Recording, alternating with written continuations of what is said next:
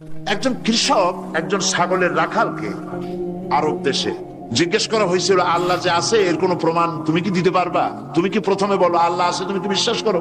অবশ্যই করি। আল্লাহ আছে এর কোনো প্রমাণ আছে তোমার কাছে? কোনো প্রমাণ নাই, তবে আমি বুঝি আল্লাহ আছে। বলে কেমনে? কয় যে আমি তো ছাগলের রাখাল, আমি তো লেখাপড়া করিনি, আমি দার্শনিকও না বিজ্ঞানীও না কিছু না, ছাগল পালি। আমি চিন্তা করি ছাগলে খায় ঘাস আর পায়খানা করে কতগুলো ক্যাপসুলের মতো ট্যাবলেট, আল্লাহ যদি না থাকবে এগুলো হয় কেমন? ওর মাথা যেমন ও বুঝছেও তেমন। কথা বুঝতে পেরেছেন? ছাগলের রাখাল ছাগলের পায়খানা দেখা ওর মনেও চিন্তা আসে, নিশ্চয়ই কেউ পরিকল্পনা করে এরকম করে। কিন্তু ইউনিভার্সিটিতে কিছু সংখ্যক শিক্ষক আছেন জনগণের 12 কোটি মুসলমানের পয়সা দিয়া বেতন খায় আর বলে আল্লাহ নাই। একজন তো এই কথা কয়ে মরিয়ে গেছে। মরার সময় বেচারা বুঝতে পারছে যে কবরে গেলে দশাটা কি হবে, সেই জন্য কবরে যাব না। বলে দিল আমার দাফন করবে না, কাফন দিবা না, জানাজা দিবা না, এমনি নিয়া ফেলাইতো। তারপরে কি বলে মেডিকেল কলেজে দিয়ে দিও, ছেলেরা আমাকে অপারেশন করিয়া কাটা ছেঁড়া করিয়া অপারেশন শিখবে। তার ওসিয়ত অনুযায়ী কাজ হয়েছে। এত বড় বুদ্ধিজীবী, তো তার ওসিয়ত তো শোনাই লাগে। ওর কাফনও হয় নাই, দাফনও হয় নাই, গোসলও হয় নাই, কপালে নাই, কি হবে? তারপরে থুইছে বার্ডেমের মধ্যে। কিছুদিন পর তাকে পাঠানো হয়েছে মেডিকেল কলেজে। মেডিকেল কলেজের ছাত্ররা যখন শুনলো যে ওই লোকটার লাশ আসতেছে, ওরা দাঁড়ায় বলছে আল্লাহর রাস্তে মাপ চাই, এই হুজুর এখানে আনবেন না। উনি বেঁচে থাকতে আল্লাহর অস্বীকার করছে। এখন ওনারে কাইটা যদি আমরা অপারেশন শিখি, তাহলে যে রুগীরে ধরবো যাও বাঁচবে ওইটা মরবে, কাজী এটারে ফিরাও। এরপরে নিয়া কোনো জায়গায় নিল না, আবার নিয়া বার্ডেমের ডিপ ফ্রিজের মধ্যে রেখে দিছে। আমার এখন চিন্তা হয়েছে যে এই লাশটারে যদি এখন রাস্তায় ফেলায় দেয়, কুত্তাও খাবে না।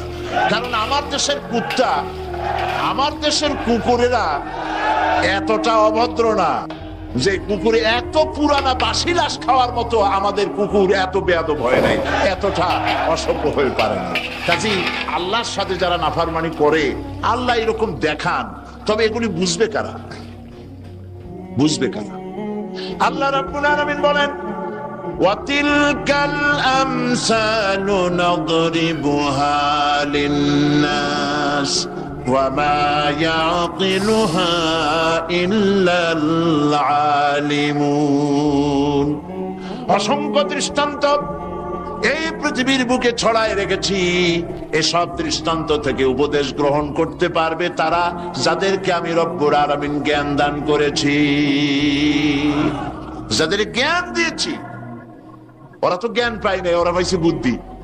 ওরা কি পেয়েছে? বুদ্ধি। আল্লাহ কোরআন শরীফে কোথাও বলেন নাই যে তোমরা আমার কাছে দোয়া করো আল্লাহ আমার বুদ্ধি বাড়ায় দাও। আছে না এরকমের কথা? আল্লাহ কি বাড়াইতে বলছে?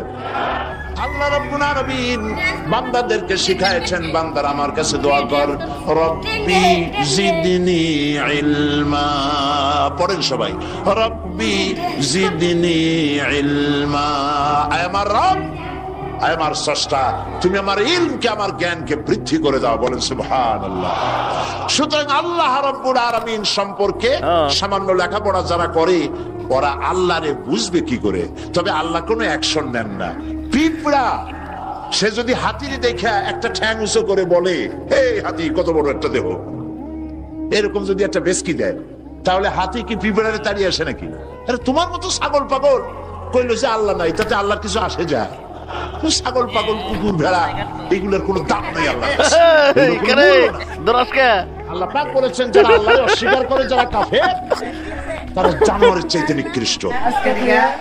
তারা হচ্ছে পৃথিবীর সমস্ত সৃষ্টি জগতের মধ্যে নিকৃষ্ট যারা কাফের, যারা আল্লাহকে অস্বীকার করেছে। দেখুন কোরআন শরীফে আল্লাহ পাক এক জায়গায় বলেছেন, মানুষ এবং জিনেদের মধ্যে এক শ্রেণীর মানুষ আর জিনকে তৈরি করেছি জাহান্নামের জন্য।